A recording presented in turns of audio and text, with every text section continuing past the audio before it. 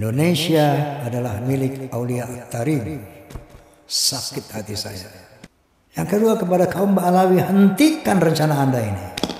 Aulia yang kita kenal di Indonesia ini, mereka itu aulia dari Yaman, Hadramut, terutama Tarim dan sekitarnya, Faqih Muqaddam, Muhajir Allah Ahmad bin Isa, dan Pulau Jawa Indonesia ini dikatakan bintu Tarim. Ini punyanya Aulia Tarim. Tapi kita pernah dengar dari para salihin bahwa Indonesia ini milik Aulia Tarim. Begitu mudahnya orang asing ini, Ba'alawi, mengklaim bahwa Indonesia adalah milik Aulia Tarim. Inna lillahi wa inna ilaihi raji'un. Dan ternyata memang ini sudah terencana dengan sangat baik. Ada kelompok yang memalsu-malsukan kuburan. Di seluruh Jawa, Kalimantan, di mana-mana dibuatlah kuburan-kuburan palsu. Habib, ini Habib fulan, Habib fulan. Sehingga ada seorang Ba'alawi mengatakan, tuh lihat, Pulau Jawa penuh dengan makam-makam Habib. Pulau Jawa pintu Tarim. Tarim adalah salah satu kota yang mereka sucikan di Yaman. Nah, kemudian ada lagi sekelompok orang yang memasukkan tokoh-tokoh, membelokkan sejarah tokoh-tokoh bangsa. Wali Songo adalah Ba'alawi. Pahlawan-pahlawan Indonesia adalah Ba'alawi. Klaim-klaim seperti ini ternyata memang terencana.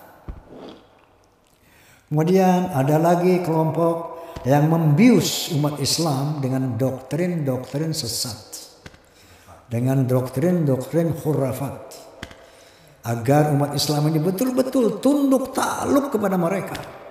Maka mereka ceritakanlah bagaimana hebatnya leluhur mereka sehingga melebihi mukjizat Rasulullah SAW.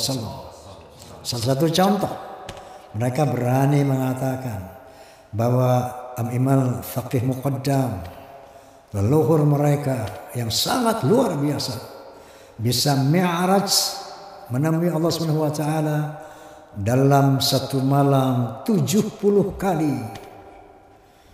Masya Allah. Sementara Rasulullah SAW hanya diizinkan oleh Allah Subhanahu wa taala seumur hidup 1 kali.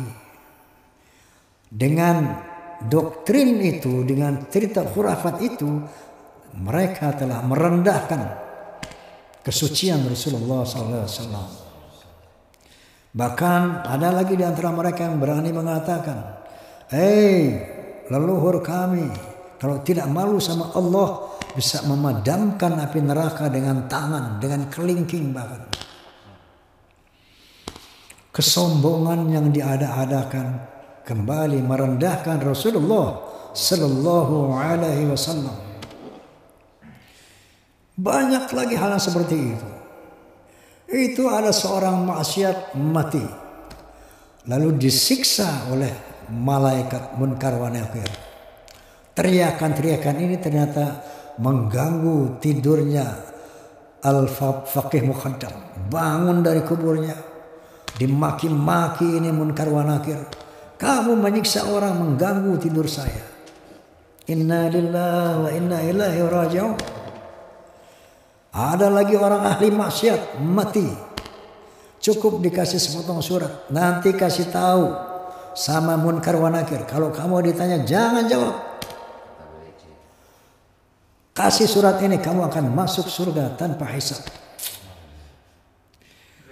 Kemudian mereka bisa menghina kiai-kiai pribumi dengan mengatakan bahwa seorang Habib yang bodoh lebih mulia daripada 70 ulama yang alim. Kaki seorang Habib yang bodoh lebih mulia dari kepala 70 ulama yang alim. Apa tujuannya ini?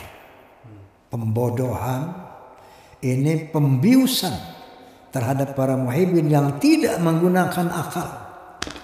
Sehingga mereka terpukau, terkagum-kagum. Karena inilah turunan Nabi. Tentunya punya kehebatan seperti ini. Mereka takluk setakluk-takluknya. Ada yang mengkondisikan itu. Ada yang mengkondisikan kuburan palsu. Mengklaim-klaim kuburan para pejuang. Ada lagi kelompok orator-orator, agitator. Seolah-olah kalau berbicara lebih hebat, lebih patriotik dari para jenderal kita. Lebih patriotik daripada ketua-ketua umum partai.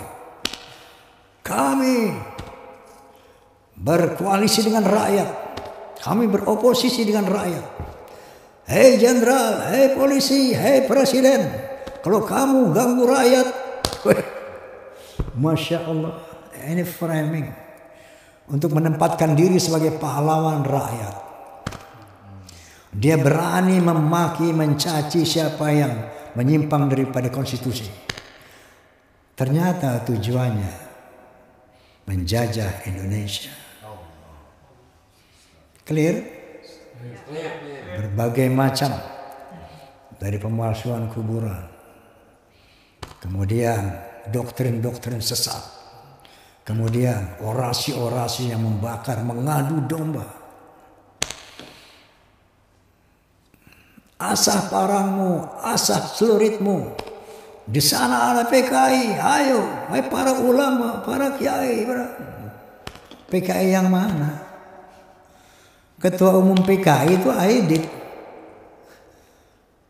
Ba'alawi, Muso Ba'alawi. PKI yang mana? Justru negeri Yaman, menurut berita yang tersiar di seluruh dunia, adalah negara komunis satu-satunya di Timur Tengah. Maka semakin hari kita semakin terang benderang melihat drama mau menguasai Indonesia ini. Inna lillahi wa inna ilaihi raji'un. Oleh karena itu, melalui podcast ini saya menghimbau kepada seluruh bangsa Indonesia, pribumi, waspadai gerakan mereka yang clear bahwa Indonesia milik Aulia Tarim. Apakah ini nggak jelas? Apakah kurang jelas buat Anda bahwa mereka mau menguasai Indonesia?